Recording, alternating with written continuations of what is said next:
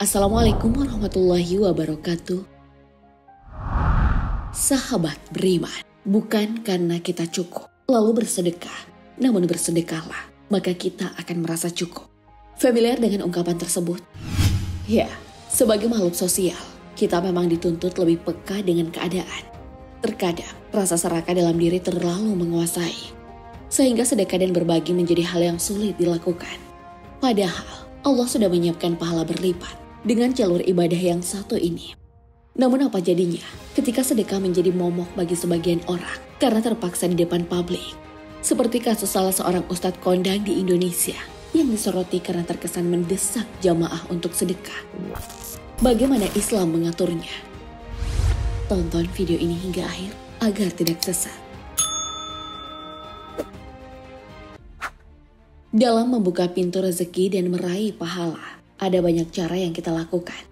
Selain bekerja keras, sedekah juga menjadi andalan umat Islam. Allah memusnahkan riba dan menyuburkan sedekah. Allah tidak menyukai setiap orang yang tetap dalam kekafiran dan bergelimang dosa. Al-Quran, Surah Al-Baqarah ayat 276. Selama ini, kita juga menganggap jika sedekah hanya masalah cuan atau fulus. Padahal, jika kita mengkaji lebih jauh, dimensi sedekah sangat banyak bentuknya. Bagi yang ingin sedekah materi, Allah membolehkan kita menyedekahkan makanan, minuman, seperti takjil. Apalagi di momen Ramadan saat ini. Banyak sanak saudara kita yang tak pernah mencicipi makanan mewah sekalipun karena terhalang keterbatasan ekonomi. Maka waktunya lah kita berbagi. Namun jika kita tak sanggup sedekah materi, pintu pahala Allah yang lain masih banyak. Kita bisa membantu orang lain, memberikan tenaga, pikiran, serta waktu agar manfaatnya juga bisa tersebar. Hal ini pernah dijelaskan oleh Rasulullah SAW. Setiap ruas tulang manusia harus disedekahi setiap hari. Di saat terbitnya matahari, berbuat adil terhadap 2 orang adalah sedekah. Menolong seseorang naik kendaraannya, membimbingnya, dan mengangkat barang bawaannya adalah sedekah. Ucapan yang baik adalah sedekah. Berkata yang baik juga termasuk sedekah. Begitu pula setiap langkah berjalan untuk menunaikan sholat adalah sedekah. Serta menyingkirkan suatu rintangan dari jalan adalah sedekah. Hadis riwayat Bukhari dan Muslim. Allah Subhanahu wa Ta'ala menganjurkan sedekah bukan tanpa alasan. Selain pahala yang melimpah, banyak pula keajaiban sedekah yang tak bisa diterima nalar manusia. Dan barang apa saja yang kamu nafkahkan, maka Allah akan menggantinya, dan dialah pemberi rezeki yang sebaik-baiknya. Al-Quran, Surah Saba ayat 39. Dalam kitab Wasiat Al-Mustafa, karangan Imam Asy'arani, terdapat wasiat-wasiat Rasulullah kepada Ali bin Abi Thalib. Dan dalam kitab tersebut, ada bagian yang khusus membahas sedekah. Wahai Ali, sedekah dengan cara sirri, tak diperlihatkan pada orang lain, itu bisa memadamkan kemarahan Allah dan bisa menarik berkah serta rezeki yang banyak. Wahai Ali, bersegeralah pagi-pagi sekali bersedekah, karena sesungguhnya bala itu turun sebelum pagi buta. Maka dengan sedekah itu menolak qada buruk di udara. Wahai Ali, ketika kamu bersedekah, maka sedekahlah dengan harta yang terbaik yang ada padamu, karena sesungguhnya sedekah sesuap dengan harta yang halal itu lebih disenangi Allah Subhanahu wa Ta'ala daripada 100 mitskol dari barang yang haram. Atau sedekah yang kamu berikan sebelum mati itu lebih utama daripada 100 mitskol yang diberikan setelah matimu.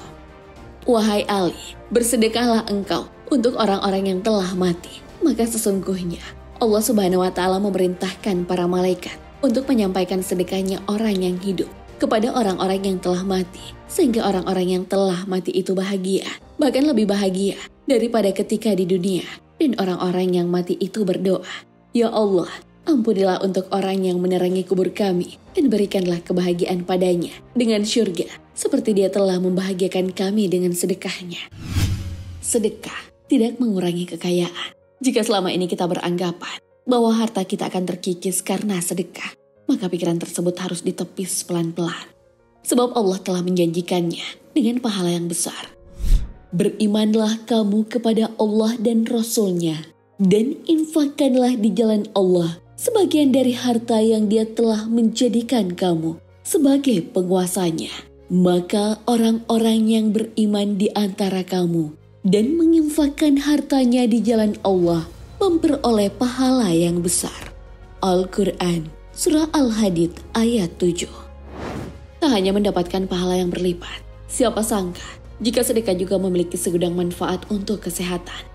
Berdasarkan riset psikolog asal Amerika Serikat, David Klein, ada penambahan protein A pada air liur orang yang bersedekah.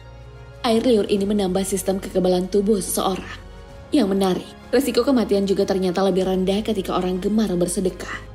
Riset David juga menunjukkan jika 76% volunteer atau relawan dan orang-orang yang bersedekah memiliki kesehatan yang lebih prima dibanding mereka yang malas sedekah. Sebaliknya, orang-orang yang kikir justru mengalami peningkatan hormon pemicu stres dalam tubuh mereka. Namun meski sedekah punya segudang manfaat bagi keimanan dan kesehatan, jika itu dilakukan dalam keadaan terpaksa, tentu hasilnya tak baik juga.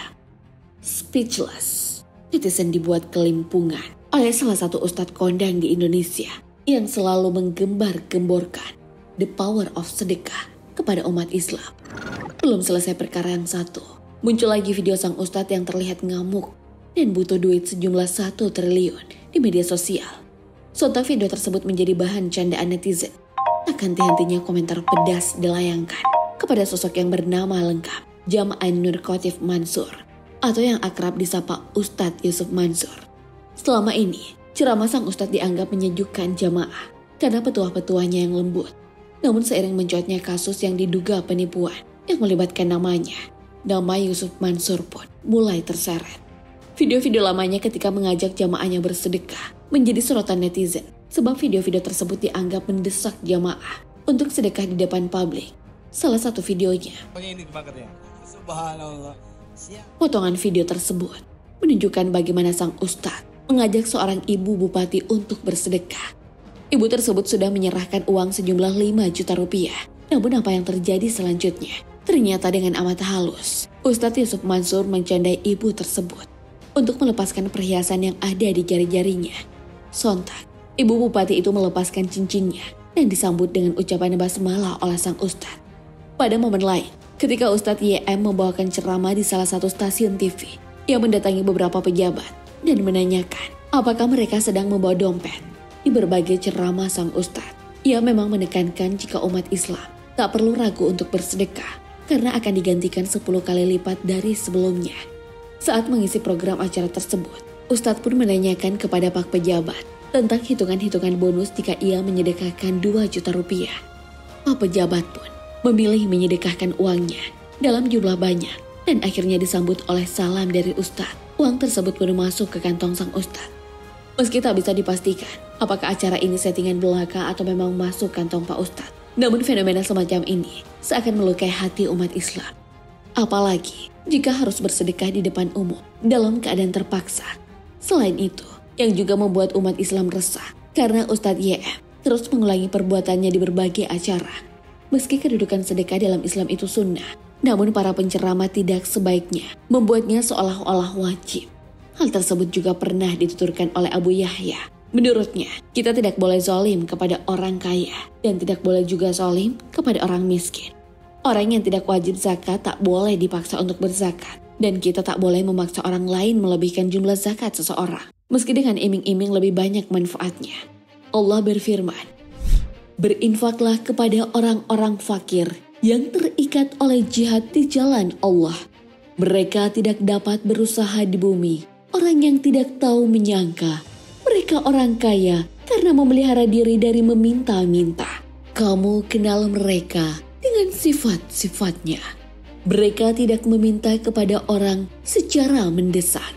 Dan apa saja harta yang baik yang kamu nafkahkan di jalan Allah, maka sesungguhnya Allah Maha mengetahui. Al-Quran, Surah Al-Baqarah, ayat 273. Sahabat beriman, pernahkah Anda dipaksa untuk bersedekah? Apa yang Anda lakukan? Allahu a'lam bishawab. Assalamualaikum warahmatullahi wabarakatuh.